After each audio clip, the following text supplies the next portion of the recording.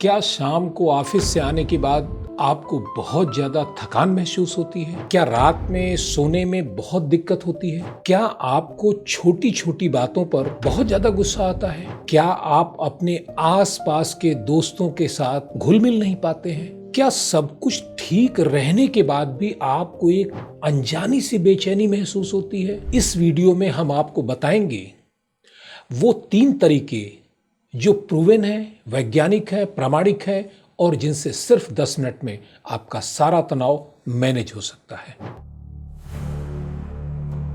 तो दिमाग हमें तैयार करने के लिए कुछ हार्मोन हमारे बॉडी में सीक्रेट करता है। ये ऐसी आवाज होती है जैसे गार्डन में घूमने वाला जो भौंरा होता है।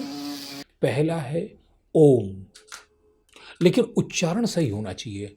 ओम। बाईं नासिका से श्वास लेना है तो दाहिने अंगूठे से दाईं नासिका को बंद करते हुए बाएं से हम श्वास लेंगे।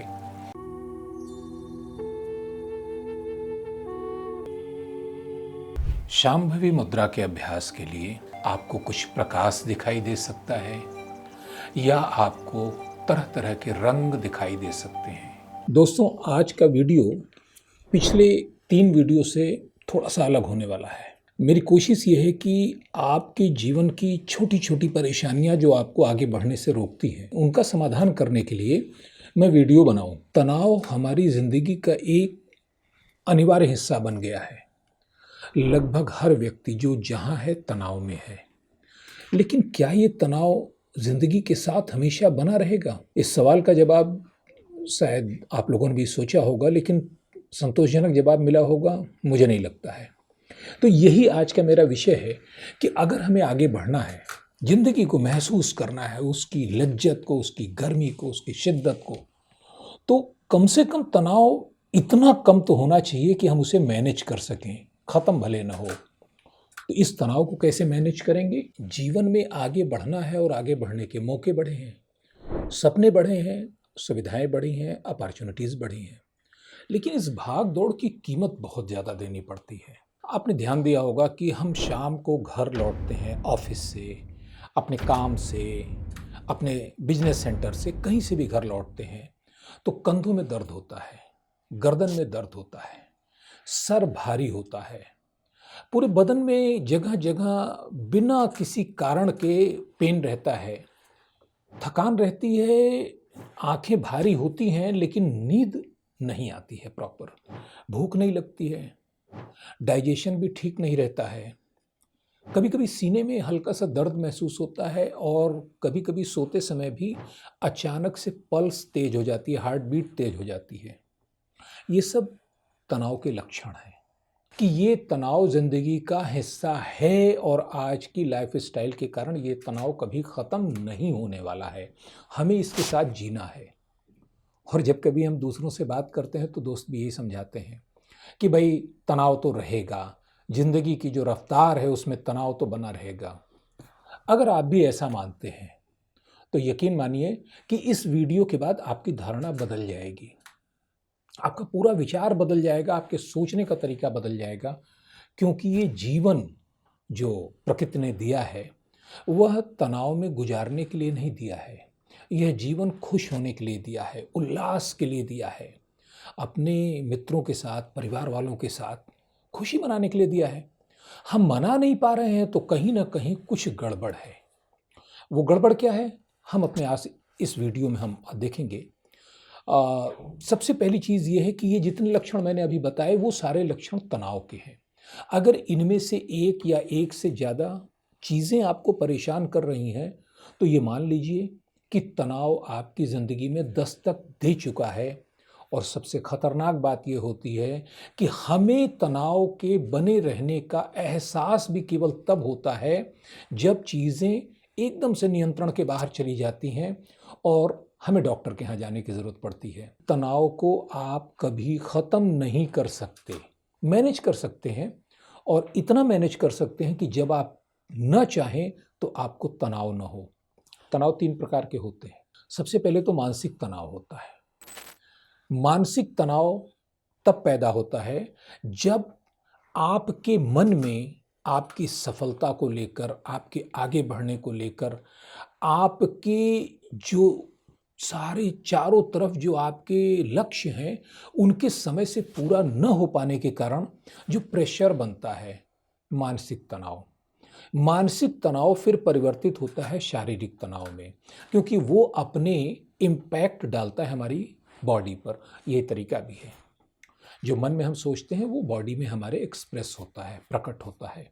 वो तनाव लगातार बढ़ा रहे तो हमारा हार्मोनल, हमारा नर्वस, हमारा थॉट पैटर्न, इन सबको वो डिस्टर्ब कर देता है। नतीजा ये होता है भूख न लगना, थकान का बने रहना, गर्दन सीने में दर्द रहना, कंधों में दर्द रहना, सर में भारीपन रहना, ये सारी चीज़ें उसके साथ तो ये और एक ज़्यादा गंभीर स्थिति पैदा करता है, और वो स्थिति होती है इमोशनल। इमोशनल स्ट्रेस या तनाव जो होता है वह एकदम से आपको सोचने समझने में भी अक्षम बना देता है। आपको लगता है कि जीवन में कुछ नहीं हो पाएगा, अब जो जैसा है वैसा ही चलेगा, शायद मैं कुछ ना कर पाऊँ। और बड़ी खतरनाक बात यह है कि इमोशनल ये जो तनाव होता है ये ट्रॉमा में बदलता है, और वो बदल जाता है डिप्रेशन में। और डिप्रेशन जीवन में आदमी को एकदम से ये महसूस करा देता है कि वो जीवन में कुछ अच्छा नहीं कर पाएगा। और जब ऐसा सोचता है तो ज़िंदगी के कोई मायने उसकी निगाह में नहीं रह जाते। फिर तो बहुत सी चीज़ें हैं जिसमें अंतिम स्थिति सुसाइडल होती है। लेकिन घबराने की ज़रूरत नहीं है, क्योंकि तनाव को मैनेज किया जा सकता है, और बहुत अच्छी तरह मैनेज किया जा सकता है। देखिए, ये स्ट्रेस कुदरत का दिया हुआ, प्रकृति का दिया हुआ एक सेफ्टी मैकेनिज्म है।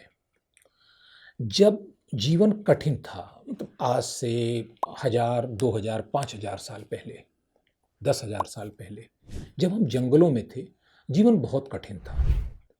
उस समय जीवन को बनाए रखने के लिए सतर्कता बहुत ज़रूरी थी।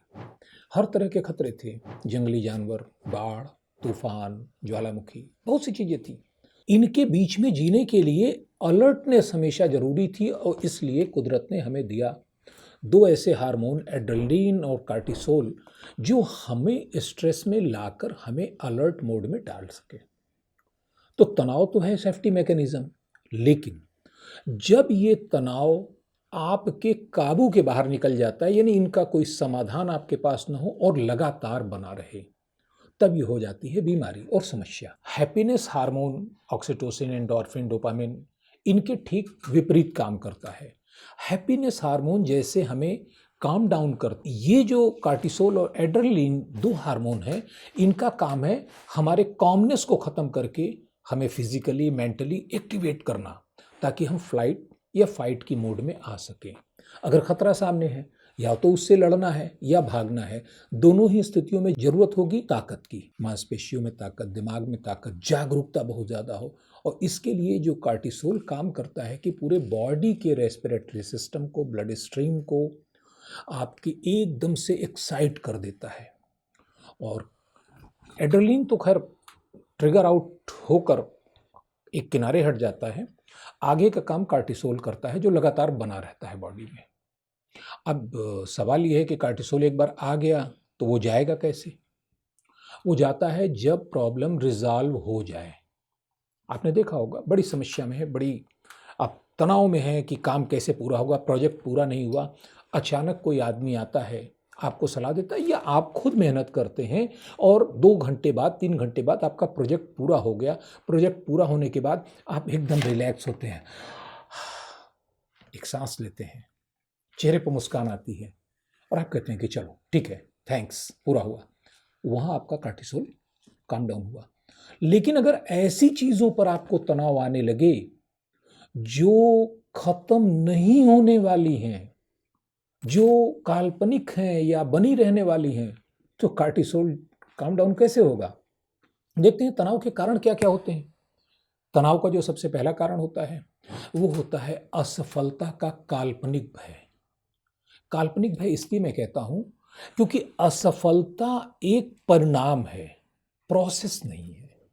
प्रोसेस तो क्या है? काम, उसके लिए प्रयास। तो असफलता प्रोसेस नहीं है, लेकिन अगर हमने आज से ही ये सोचना शुरू कर दिया कि आने वाले एग्ज़ाम में मैं पास हो पाऊंगा या नहीं हो पाऊंगा, तो हम सोच किसके बारे में रहे हैं? हम परिणाम के बारे में सोच रहे हैं। और परिणाम के बारे में हम क्यों सोच रहे हैं? क्योंकि हम तो प्रोसेस के दौरान हैं। लेकिन अब उसने स्ट्रेस पैदा किया, क्योंकि दिमाग ने कहा अगर पास नहीं हुए तो क्या होगा, या अगर ये जॉब इंटरव्यू देने के बाद न मिली तो क्या होगा। तो उस तो का कोई जवाब दिमाग के पास नहीं होता और वहां दिमाग स्ट्रेस में आ जाता है। इसका दूसरा जो सबसे बड़ा कारण है तनाव का, वो होता है आपके सपने जो आप चाहते हैं, करना चाहते हैं, और आपकी क्षमता में तालमेल करना होना। आज हर व्यक्ति ये सोचता है कि बेहतर कंडीशन में पहुंच जाए, ठीक बात है, लेकिन सब एक जैसे काम के लिए तो नहीं बने हैं, ये आपको भी पता है। क्योंकि ब्रेन हर व्यक्ति को कुदरत ने अलग अलग दिया है, एक स्पेसिफिक क्षमता के साथ दिया है। किसी को बहुत अच्छा, किसी को नॉर्मल, किसी को बिलो नॉर्मल। तो आपकी सपने तो वो होते हैं जो आप सफल लोगों के बारे में देखते हैं, पढ़ते हैं, सुनते हैं, लेकिन आपकी क्षमता पर गौर नहीं करते, क्योंकि हमें लगता है अगर उसने कर लिया तो हम क्यों नहीं कर सकते। यकीन मानिए ये सवाल ही गलत है, क्योंकि उसने किया तो उसके साथ उसका एक पूरा इन्वायरमेंट भी था। उसकी फैमिली, उसकी एजुकेशन, उसका टेम्परामेंट, उसका सोचने का तरीका, उसके मित्र, उसकी financial condition, so many things are there. लेकिन क्या आप उस सब को कॉपी कर पाएंगे? जवाब है नहीं, क्योंकि उसका जीवन उसका है, हमारा जीवन हमारा है। अपने जीवन में अपनी जो हमारी क्वालिटीज हैं, इनके अनुसार हम सबसे बेहतर क्या कर सकते हैं, अगर यह सपना देखते हैं, तनाव कभी नहीं होगा। तो जो ये दोनों के बीच की दूरी होती है कि सपने बहुत बड़े दूसरों के कारण और क्षमता हमारी अपनी, इनके बीच में जो गैप होता है वो स्ट्रेस पैदा करता है। एक और बहुत बड़ा कारण है कि यथार्थ को स्वीकार न करना। इनफैक्ट जीवन में हर चीज़ अच्छी अच्छी नहीं होती, गुडी गुडी नहीं होती है। हम कभी सोचते हैं बहुत अच्छा, परिणाम नहीं आता उतना अच्छा, अब हम उसे एक्सेप्ट नहीं कर पाते, यार ऐसा क्यों हुआ। अब हम इस यथार्थ को स्वीकार करने की बजाय बार बार सवाल पूछते हैं अपने आप से, ऐसा क्यों हुआ। और हमें पता है कि इसका जवाब कोई नहीं देने वाला है, क्योंकि जब हमें ही नहीं पता है कि ऐसा क्यों हुआ, तो बाकी कौन और बताएगा हमें। ये भी तनाव का बहुत बड़ा कारण है। तमाम और भी चीज़ें हैं, financial problem, physical problem, family problem, emotional problem, breakup वगैरह, ये सारी चीज़ें ऐसी हैं जो तनाव पैदा करती हैं। और इसके अलावा एक बहुत बड़ी चीज़ है, वो है वर्तमान में न जीना। क्योंकि जब हम वर्तमान में नहीं जीते हैं तो हमारा मन या तो पास्ट में होता है या फ्यूचर में होता है। क्योंकि अगर समाधान होगा तो कार्टिसोल डाउन होगा और ऑक्सीटोसिन और एंडोर्फिन निकलेंगे। लेकिन अगर प्रॉब्लम काल्पनिक है तो वो हमेशा दिमाग में चलती रहेगी, और जो चीज़ हमेशा दिमाग में चलती रहेगी उसके लिए दिमाग के निर्देश पर बॉडी हमेशा कार्टिसोल को पैदा करती रहेगी। हम कभी शांत नहीं हो पाएंगे, और वही आज की स्थिति भी है। इसीलिए हमारा तनाव जो है वो मैनेज होने की लिमिट के बाहर चला जाता है। अब जब तनाव हो गया तो इसमें प्रभाव ये होता है कि हमारी मांसपेशियां, जो मसल्स हैं, वो शिथिल नहीं हो पाती, रिलैक्स नहीं हो पाती। आप वीडियो देख रहे हैं, मैं अभी एक छोटा सा प्रयोग कीजिए। अभी आप अपने इस माथे को और कान की मसल्स पर ध्यान दीजिए, क्या ये रिलैक्स हैं? नहीं, रिलैक्स नहीं होंगी, क्योंकि हमने आदत भी डेवलप कर ली है हमेशा इन्हें खींचे रखने की। ऐसे बहुत सी चीज़ें होती हैं बॉडी में, हम सारी मसल्स को हमेशा दिन भर टाइट रखते हैं। मैंने तो देखा है कि सोते समय भी ज़्यादातर लोगों की मसल्स रिलैक्स नहीं हो पाती, बच्चों की तरह। जो बच्चे सोते हैं उनका इंप्रेशन, उनका दबाव बनता है बिस्तर पर, बिस्तर धंस जाएगा, उतना गड्ढा हो जाएगा, छोटा बच्चा है। लेकिन हम आप सोते हैं तो क्या होता है, बिस्तर पर सिलबट्टे तो पड़ेंगी, दबाव नहीं दिखेगा, क्योंकि हम अपनी बॉडी के मसल्स का पूरा वेट तनाव में खुद ही लिए रहते हैं। तो मसल रिलैक्स नहीं होती है, और मेंटली ये होता है कि आपके थॉट नहीं रुकते हैं, हमेशा विचार चलते रहते हैं, जिसको हम ओवर थिंकिंग कहते हैं। और इसका कारण ये है, इतना बड़ा ब्रेन जिसका हम सिर्फ 5 to 8% इस्तेमाल करते हैं, वो ब्रेन इसलिए दिया है कि हम बड़ी से बड़ी प्रॉब्लम को सॉल्व कर पाएं। और अगर कोई प्रॉब्लम हमने वास्तविक या इमेजिनरी कुछ भी अपने दिमाग को दी कि भाई ये समस्या है, इसका क्या समाधान होगा, तो दिमाग अपनी आदत के मुताबिक, अपनी प्रोग्रामिंग के मुताबिक उसका समाधान निकालने की कोशिश करेगा और तब तक ये प्रयास जारी रखेगा जब तक उसका पूरा समाधान वो आपको दे नहीं देता। हमने फ्यूचर के बारे में कल्पना करना शुरू कर दी, भाई आज तो ठीक है, फाइनेंशियल कंडीशन ठीक है, लेकिन अगर मंदी आ गई तो, या कोरोना जैसा कुछ हो गया तो साल भर बाद फिर कैसे चलेगा, क्योंकि ये प्योरली काल्पनिक समस्या है। लेकिन दिमाग वो तो बना इसीलिए है कि समाधान दे। अब वो इस पर काम शुरू करता है, वो विकल्प देना शुरू करता है, अगर ऐसा होगा तो ऐसा करना, ऐसा होगा तो ऐसा करना, ऐसा होगा तो ऐसा करना, और नतीजा ये होता है, चलता रहता है। ये जो तनाव हमारे जीवन में बढ़ता जा रहा है, इसका इम्पैक्ट हमारे जीवन में 4 प्रकार से पड़ता है। पहला तो पड़ता है हमारे फिजिकल हेल्थ पर। फिजिकल हेल्थ का मतलब है हमारी मांसपेशियां हमेशा तनाव में रहने के कारण उनमें लगातार एक स्ट्रेस और तनाव के परिणाम स्वरूप एक थकान बन जाती है। उसका नतीजा होता है हमेशा हम अपने को थका महसूस करते हैं। दूसरी चीज़ ये है कि कार्टिसोल के इम्पैक्ट में डाइजेशन प्रॉपर नहीं होगा, ये वैज्ञानिक तथ्य है।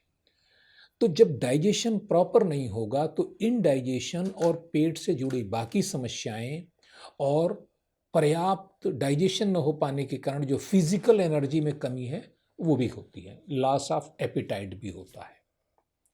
इसके अलावा कार्टिसोल के इम्पैक्ट में नींद नहीं आएगी प्रॉपर, तो अगर नींद नहीं आएगी तो नींद के न आने से जुड़ी सारी समस्याएं पैदा हो जाएंगी और होती हैं। इसका दूसरा इम्पैक्ट होता है मेंटल इम्पैक्ट इसलिए होता है कि लगातार चलते हुए विचारों के कारण ब्रेन जरा सा भी रिलैक्स नहीं हो पाता। उसके लगातार न्यूरॉन्स फायर होते रहते हैं और लगातार वो प्रोसेस करता रहता है।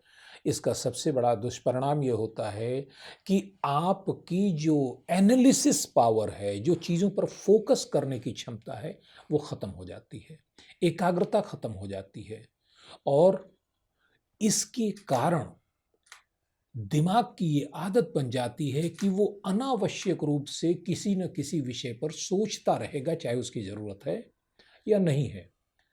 तो इसे ही आप कहते हैं ओवर थिंकिंग, और ओवर थिंकिंग इटसेल्फ स्ट्रेस से भी एक गंभीर समस्या है। स्ट्रेस का जो तीसरा इम्पैक्ट होता है वो होता है हमारा इमोशनल अनस्टेबिलिटी। तो जब आप स्ट्रेस में होते हैं और कार्टिसोल लगातार बॉडी में लेवल बढ़ा रहता है तो इमोशनल इम्बैलेंस हो जाता है। और तो ये स्थिति हो जाती है कि परिवार वालों के साथ, नियर एंड डियर के साथ, दोस्तों के साथ भी ठीक से हम न तो उनसे एडजस्ट कर पाते हैं, न बातें कर पाते हैं। हमारा मूड चेंज होता रहता है, मूड स्विंग होता रहता है।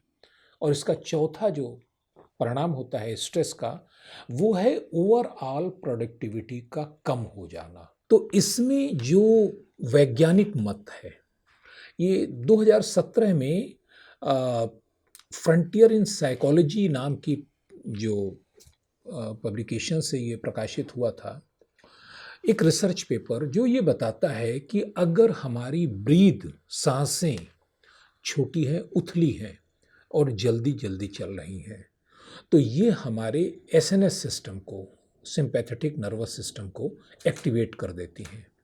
सिंपैथेटिक नर्वस सिस्टम का काम ये है कि हमें खतरे के लिए तैयार करना। अब साहब हो गया, सिस्टम ऑन हो गया, कार्टिसोल आ गया और वहीं से स्ट्रेस शुरू हो गया।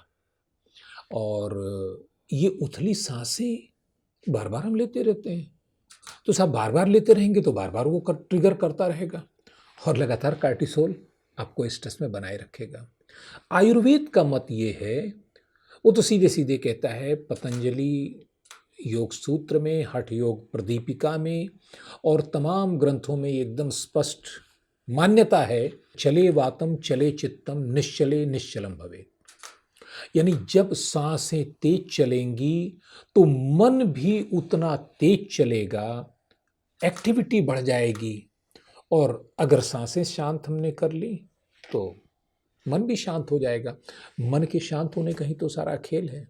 ऊर्जा विज्ञान कहता है, एनर्जी, प्राण ऊर्जा पर जितने भी ग्रंथ लिखे गए हैं, ऐसे सूर्योदय हो, अन्य ग्रंथ हो, उनकी मान्यता ये है कि प्राणों के जरिए, यानी जो सांस हम लेते हैं, उन सांसों के जरिए हम अपने शरीर के जितने भी हार्मोनल सिस्टम हैं, इनको हम अपने अनुसार चला सकते हैं। कब किस हार्मोन की ज़रूरत है, हम सेरोटोनिन चाहते हैं, डोपामिन चाहते हैं, या एक्टिवेट रहने के लिए हम कार्टिसोल चाहते हैं, ये हमारे ऊपर होगा। तो बहुत बड़ी बात है, क्योंकि अगर ऐसा होना संभव है तो निश्चित रूप से तनाव हमारी मुट्ठी में होगा, घटना चाहे जैसी भी हो। अगर हम नहीं चाहते हैं, हमें तनाव नहीं होगा। तो इसे कौन नहीं सीखना चाहेगा? मैंने भी इसे सीखा और वही आपके साथ शेयर कर रहा हूं। देखिए, इसका तरीका बड़ा सिंपल सा है। साइंस भी इस बात को एक्सेप्ट करता है कि अगर आप धीमी, गहरी और शांत ब्रीदिंग करते हैं तो यह हमारे पीएनएस सिस्टम को, पैरासिम्पैथेटिक नर्वस सिस्टम को ट्रिगर करता है, एक्टिवेट करता है, जो हमारी बॉडी को काम डाउन फिजिकल लेवल पर, मेंटल लेवल पर, इमोशनल लेवल पर, तीनों ही लेवल पर करती है। लेकिन दोस्तों, जीवन तो वो तभी शुरू होता है, तभी आप जीते हैं, जब जीवन में तनाव मैनेजेबल हो जाए, कम हो जाए या आपके नियंत्रण में आ जाए। लेकिन इसको करें कैसे? अभी तो इसके करने के दो ही तरीके हैं, दवा या दारू। वो लोग कहते हैं ना, दवा दारू करते हैं। डॉक्टर आपको दवाएं देगा, सिडेटिव, और या लोग ड्रग्स का सहारा लेंगे, रात में सोने की पिल्स का सहारा लेंगे, या लिकर का, वट एवर द लाइक। ये दोनों करते क्या है? तनाव कम करते हैं? नहीं साहब, तनाव नहीं कम होता। ये केवल आपके ब्रेन की एक्टिविटी को, फंक्शनिंग को कम कर देते हैं। ये वैसे ही है जैसे अगर फेरारी हमें मिल गई, चलाना नहीं आ रहा है, स्पीड बहुत ज़्यादा है, तो हम कुछ ऐसा करें कि साहब उसके इंजन को सेट कर दें कि वो 40 किलोमीटर के ऊपर ना चले। ये ठीक वैसा ही इंतज़ाम है। ये कोई समाधान नहीं है, क्योंकि जब ब्रेन अपनी फुल कैपेसिटी पर चलना शुरू करेगा, तनाव फिर बढ़ेगा। इसीलिए तनाव की दवाओं या किसी भी प्रकार के नशे से किसी का तनाव आज तक न तो दूर हुआ है, न कंट्रोल हुआ है, बल्कि और बढ़ा है। इसका सिर्फ और सिर्फ एक उपाय है, और वो है प्राण ऊर्जा में। क्योंकि यही तरीका आपको गारंटी देता है कि बिना किसी दवा के, बिना किसी नशे के, बिना किसी अन्य सहायता के आप अपने तनाव को अपने हिसाब से मैनेज कर सकते हैं या ख़त्म भी कर सकते हैं। और ये काम ऐसे करता है कि सांसों का विचारों का संबंध है, ये सभी को पता है, आपको भी पता है। आप प्रयोग भी कर सकते हैं। जब आपके विचार बहुत तेज चल रहे हो, कोई चीज़ बहुत तेज दिमाग में चल रही हो, यार इस पर डिस्कस करना है, इस पर बात करनी है, तो आप देखिए आपकी सांसें तेज होंगी। 1 मिनट में नॉर्मल 12 से 15 जो सांसें होती हैं, वो आपसे 18 से 22 तक चली जाएंगी। क्यों? क्योंकि सांसें जितनी तेज चलेंगी, लंग्स जितना तेज काम करेगा, छोटी सांसें होंगी, ऑक्सीजन की कमी बॉडी में बनेगी, उसके रिस्पॉन्स में कार्टिसोल निकलेगा, जो आपकी बॉडी को और तेजी से चलने के लिए प्रेरित करेगा। अब इसका उल्टा अगर कर लें कि साहब हमारी सांसें गहरी हो जाएं, धीमी हो जाएं, शांत हो जाएं, 1 मिनट में लगभग 6 से 8 बार, तो अगर 12 से वो 8 पर आ गई तो आपके जो सोचने और ब्रेन के फंक्शन, ओवर थिंकिंग की प्रॉब्लम है, वो 50% घट जाएगी। इसे आप प्रयोग करके देख सकते हैं। करना क्या है, इसको बताने के पहले एक रिसर्च पेपर मैं डिस्कस करूंगा। 2001 में हार्वर्ड मेडिकल स्कूल का एक रिसर्च पेपर आया था, जिन्होंने काफ़ी बड़ी रिसर्च की थी, और उन्होंने ये पाया कि बेली ब्रीदिंग, जहां सांसें आपके नाभि तक जा रही हो, डायफ्रामिक ब्रीदिंग भी कहते हैं इसको, यह कार्टिसोल के लेवल को विद इन 10 मिनट 20% तक उसने कम कर दिया ब्लड में। ये रिसर्च पेपर है। अब डायफ्रामिक ब्रीदिंग ऐसा करती कैसे है? इनफैक्ट जब आप चेस्ट की बजाय बेली से सांस लेते हैं, इसका मतलब यह है कि सीना आपका फूलना नहीं चाहिए। आप जब ब्रीथ करें, पूरी गहरी ब्रीथ करेंगे, पेट की मसल्स आगे जानी चाहिए ताकि आपका डायफ्राम नीचे की ओर जाए। इम्पैक्ट ये पड़ता है कि ये वेगस नर्व को ये एक्टिवेट करता है, वेगस नर्व पर ये प्रभाव डालता है। फेफड़ों के नीचे की मांसपेशी का उपयोग करने के कारण यह दिमाग के वेगस नर्व को जिस प्रकार से प्रभावित करता है, उसमें ब्लड सर्कुलेशन को बढ़ाता है, वो पूरे ब्रेन को रिलैक्स करता है। अब जब ब्रेन रिलैक्स हो जाता है तो उसके इम्पैक्ट में पूरी बॉडी आपकी रिलैक्स होने लगती है। तो पहला तरीका हो गया स्ट्रेस को कंट्रोल करने के लिए बेली ब्रीदिंग। बेली ब्रीदिंग कोई आवश्यक नहीं है कि आप 10 मिनट करें। मेरी सलाह ये रहती है कि एक बार इसे सीख लेने के बाद आप दिन में जितने ज़्यादा समय हो सके, फिजिकल वर्क नहीं कर रहे हैं तो आप कॉन्शसली अपनी ब्रीथ पर ध्यान दीजिए और आप कोशिश कीजिए कि आपकी ब्रीथ जो है आपकी बेली को फुलाए, न कि सीने को, और लंबी हो, गहरी हो, शांत हो। ये 3 चीज़ आपको ध्यान रखनी है। इसमें ब्रीदिंग के 2 और तरीके हैं जो अद्भुत परिणाम देते हैं। पहला है अनुलोम विलोम और दूसरा है भ्रामरी। अनुलोम विलोम मेरे पहले इसके पूर्व के वीडियो में मैंने बहुत अच्छे से डिस्कस किया है नाड़ी शोधन प्राणायाम के अंतर्गत, फिर भी उसे बता देता हूँ। दाहिने अंगूठे को दाहिनी नासिका पर रखें, अपनी अनामिका उंगली को बाईं नासिका पर रखें। बाईं नासिका से श्वास लेना है तो दाहिने अंगूठे से दाईं नासिका को बंद करते हुए बाएं से हम श्वास लेंगे।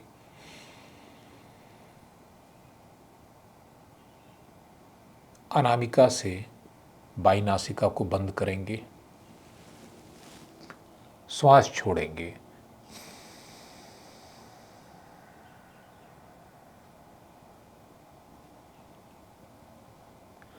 दाहिनी नासिका से श्वास लेंगे,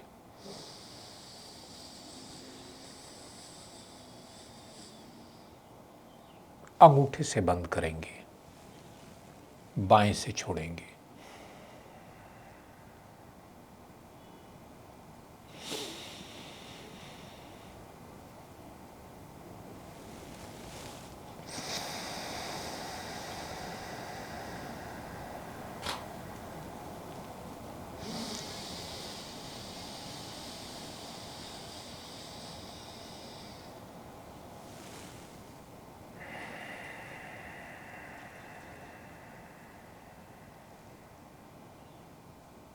सामान्यतः इसे कम से कम 20 चक्रों तक करना आवश्यक होता है और यदि आप 20 चक्र से अधिक करना चाहते हैं तो इसमें कहीं कोई बाधा नहीं है।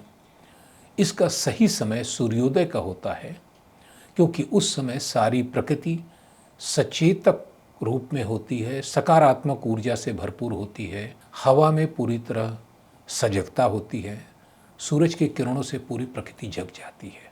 तो इसे करने पर आपके बॉडी के जितने भी एनर्जी चैनल्स हैं, फिजिकल जो ब्लड वेसल्स हैं, उन पर तो जो इम्पैक्ट पड़ना है वो साइंस भी कहता है, योग भी कहता है, पड़ेगा। एनर्जी चैनल एक्टिवेटेड होते हैं, उनमें अगर कहीं कोई प्रॉब्लम है तो वो पूरी तरह चैनलाइज हो जाते हैं 72,000 नाड़ियाँ। तो ये नाड़ी शोधन प्राणायाम का एक रूप है अनुलोम विलोम। तीसरा है भ्रामरी।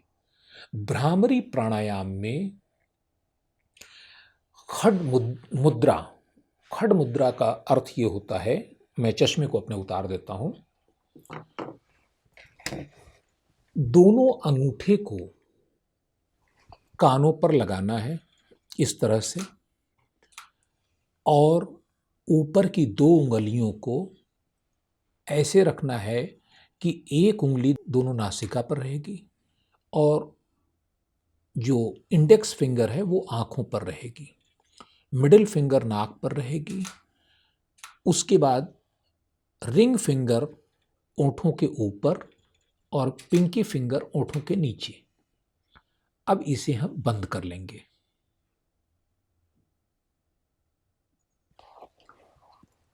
बंद करने के बाद नॉस्ट्रिल से हम सांस लेंगे।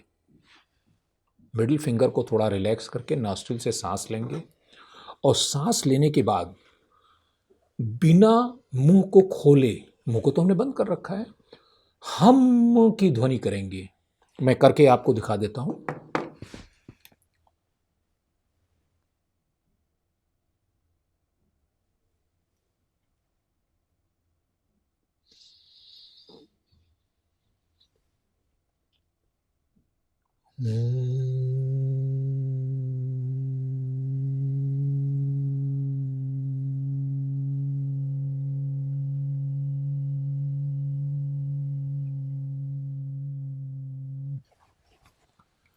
ये ऐसी आवाज़ होती है जैसे गार्डन में घूमने वाला जो भौंरा होता है, बम्बल बी, उसकी जो आवाज़ होती है, उसी के आधार पर इसका नाम रखा गया है भ्रामरी प्राणायाम। इस भ्रामरी प्राणायाम की खूबी ये है कि हमारी बॉडी का एक एक सेल वो एनर्जी पर रेजोनेट करता है। ये सभी को पता है कि बेसिकली हम एनर्जी हैं और चूंकि एनर्जी जहां होगी वहां कंपन भी होता है। अब पूरी बॉडी का जो कंपन है उसको ये एक रिदम देता है, एक सिंक्रोनाइज पैटर्न देता है जिससे हम रिलैक्स होने लगते हैं। Bhramari pranayama it's a kind of sound healing, but इसमें हमें किसी बाहरी साउंड की ज़रूरत नहीं होती है, किसी सिंगिंग बाउल या क्रिस्टल रॉड की ज़रूरत नहीं होती है। सिर्फ हमारे अंदर की जो आवाज़ है वो हमें हील करती है। ये ठीक वैसा ही है जैसे ओम की ध्वनि के साथ होता है, लेकिन ओम की ध्वनि आपके बाहर गूंजती है, ये ध्वनि जो निकलेगी यह आपके पूरी बॉडी में घूमेगी, आप अनुभव करेंगे इसको करते समय। ये कुल 3 तरीके हो गए, डीप नेवल ब्रीथिंग, अनुलोम विलोम प्राणायाम और भ्रामरी। ये करना कब है?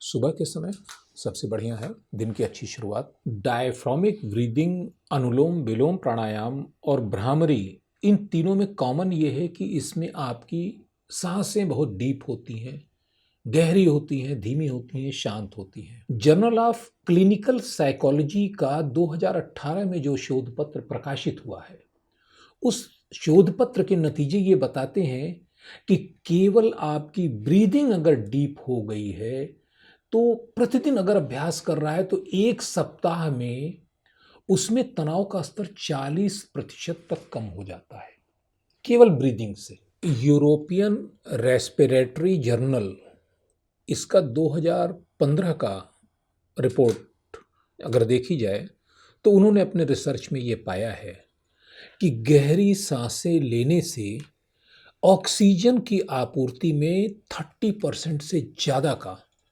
सुधार होता है, बढ़ोतरी होती है। फैक्ट ये है कि हम अपनी लंग्स कैपेसिटी के मुताबिक सांस नहीं ले पाते हैं। इतना जल्दी जल्दी सांस लेने पर ऑक्सीजन की मात्रा घटती है शरीर में, और उसका नतीजा ये होता है कि हमारी बॉडी में जो संतुलन है वो बिगड़ जाता है। इसको बनाए रखने के लिए गहरी सांस लेना चाहिए। वो इन 3 विधियों से हो सकती है।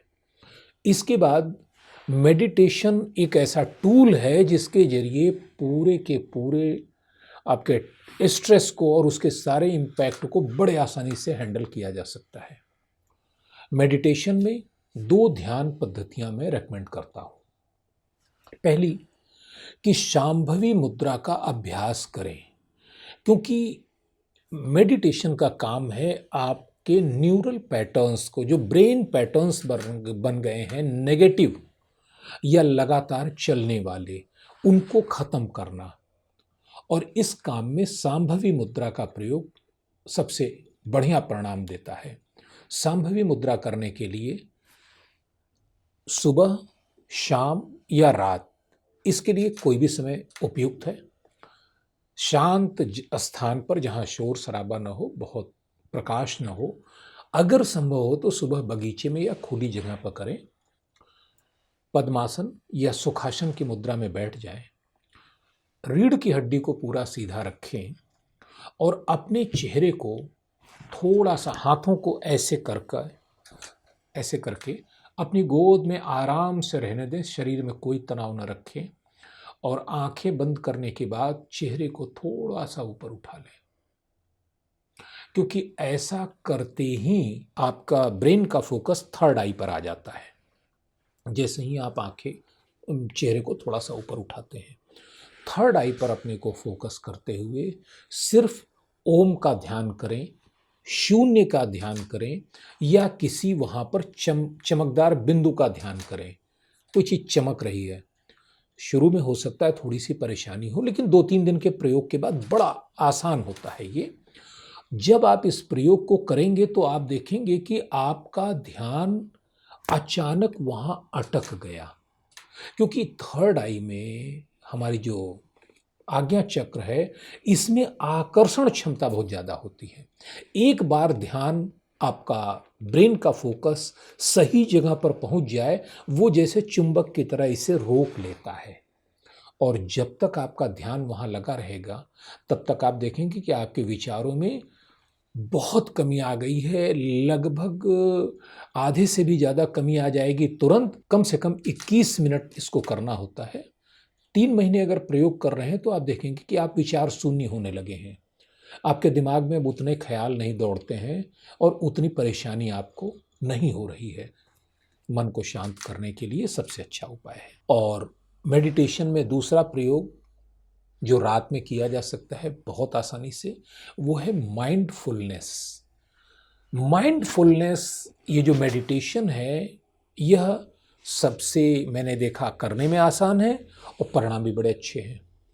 माइंडफुलनेस मेडिटेशन में उसी तरह की मुद्रा में, जैसे सांभवी मुद्रा में बैठना है, सुखासन या पद्मासन की मुद्रा में बैठें, रीढ़ की हड्डी को सीधी रखें, बॉडी को रिलैक्स रखें, आँखों को बंद कर लें और अपने आसपास क्या चल रहा है वो आवाज़ें आपको आ रही होंगी। कोई आवाज़ छोटी सी होगी, कहीं चिड़िया की आवाज़ आ रही है, कहीं घर में कोई मोटर चल रही है या कुछ और हो रहा है। इनको आप सुने आंखें बंद करके, पूरी तरह इन पर फोकस हो जाएं। कौन सी आवाज़ आ रही है, कैसी है वो आवाज़, कितनी तेज है, फ्रीक्वेंसी कैसी है, ये सब केवल फील करें। माइंडफुलनेस का अर्थ यही होता है जागरूकता। तो नॉर्मली हम लोग अपने आसपास के प्रति कभी जागरूक नहीं होते हैं। जीवन तो चल रहा है लेकिन हम जागरूक नहीं होते हैं। हमें लगता है कि सब मशीन की तरह चल रहा है, ऐसा नहीं है। जब आप इसका अभ्यास करेंगे तो आप देखेंगे कि पूरे अपने परिवेश के प्रति आपका पूरा दृष्टिकोण बदलने लगेगा, पॉजिटिव होने लगेगा। तो पॉजिटिविटी बढ़ाने के लिए माइंडफुलनेस मेडिटेशन का प्रयोग आप कर सकते हैं। और तीसरा अंतिम जो तरीका प्राण ऊर्जा के प्रयोग का है, जो मैं बताना चाहता हूँ, वो है साउंड हीलिंग का प्रयोग। नंगे पैर सुबह शाम को जब भी समय हो धरती के संपर्क में रहिए, वहाँ बैठिए, सुखासन या पद्मासन की मुद्रा में आ जाइए और सिर्फ गहरी ब्रीदिंग कीजिए। इसके द्वारा भी जो आपकी बॉडी में फ्रीक्वेंसी जनरेट होती है वो काम डाउन करती है।